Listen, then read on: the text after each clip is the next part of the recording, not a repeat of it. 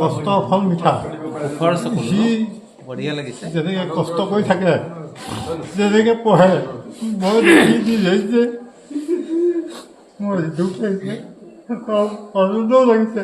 দেউতাহঁতে একো নকৈছিলে মোক যে এইটোৱে কৰ সেইটোৱে কৰ, মই চব নিজৰ মতেই কৰিছিলোঁ আৰু তেওঁলোকে মাজতে মোক সহায় কৰিছিলে। ভাল লাগিছে। যুৱ মৰ্চাৰ সন্মানীয় সভা সাধাৰণ সম্পাদক মই অকণমান ক'ব লাগিব,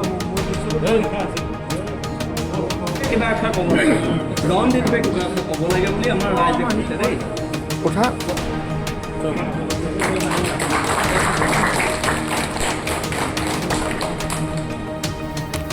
হিচাপে ভৱিষ্যতে নামটিটো ভুজিলে যুৱ সংঘৰ তৰফৰ পৰা সম্পাদক মহোদয়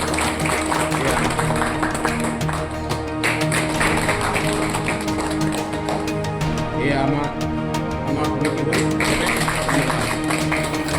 সদৌ অসম মহিলা সমিতিৰ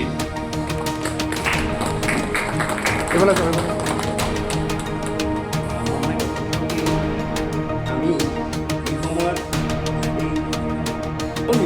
নকয়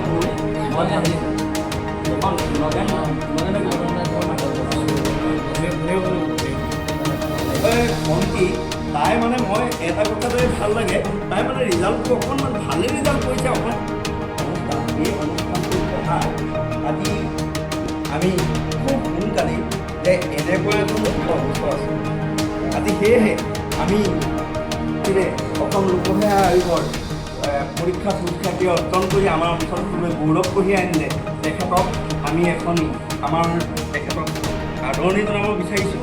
আৰু এই আদৰণি জনাবৰ বাবে আমাৰ বৃহত্তৰ নামটোপূৰ্ণ সামাজিক আৰু সাংস্কৃতিক বিকাশ মঞ্চৰ কাৰ্যকৰী সভাপতি এজন কিন্তু আমাৰ ঘৰৰ তেখেতক কষ্ট ফল মিঠা সি বঢ়িয়া লাগিছে যেনেকৈ কষ্ট কৰি থাকে যেনেকৈ পঢ়ে মই দেখি যে মোৰ দুখ লাগিছে আনন্দও লাগিছে।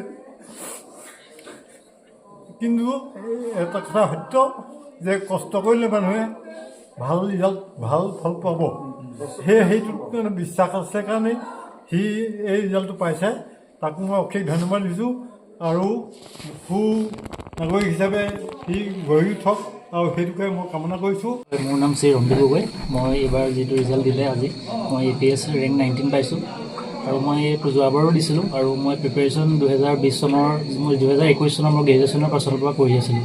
হয়, 2021 চনৰ পিছৰ পৰা মই বেলেগ একো কৰা নাছিলোঁ। 21 পৰা বৰ্তমানলৈকে মই চিভিল ছাৰ্ভিচৰ কাৰণে প্ৰিপেৰেশ্যন কৰি আছিলোঁ আৰু ঘৰতে মই প্ৰথমতে দিল্লীলৈ গৈছিলোঁ, তাৰপিছত দিল্লীৰ পৰা আহি মই নিজৰ ঘৰতে থাকি প্ৰিপেৰেশ্যন কৰিছিলোঁ। আজি পৰম সুখ অনুভৱ কৰিছোঁ। আমাৰ ল'ৰাটোৱে যি ধৰণে কষ্ট কৰিছিলে আজি তাৰ সম্পূৰ্ণ ফল পাইছে। সি ইঞ্জিনিয়াৰিং পাছ কৰাৰ পিছত কোনো ধৰণৰ ইণ্টাৰভিউ দিয়া নাছিলে। যোৰহাট ইঞ্জিনিয়াৰিং কলেজৰ পৰা সি মেকানিকেল ইঞ্জিনিয়াৰিঙত BA কৰিছিলে। তাৰ পিছৰ বছৰৰ পৰাই সি ক'লে যে মই ইঞ্জিনিয়াৰিং হেৰিটো নিদিওঁ, মই APSC বা UPSC দিম। তাৰ পিছৰ পৰা সি প্ৰস্তুতিটো চলাইছিলে। প্ৰথম বছৰ সি মেইনছ পাছ কৰিছিলে, কিন্তু ভাইভা তাৰ বেয়া হ'ল আৰু কিন্তু এই দ্বিতীয় বছৰ সি সুখ্যাতিৰে উত্তীৰ্ণ হ'ল। গতিকে তাৰ কাৰণে মই যথেষ্ট সুখ অনুভৱ কৰিছোঁ আৰু মই এইটোৱে ভাবোঁ যে কষ্ট কৰিলে মানে ফলটো তাৰ ওলাবই।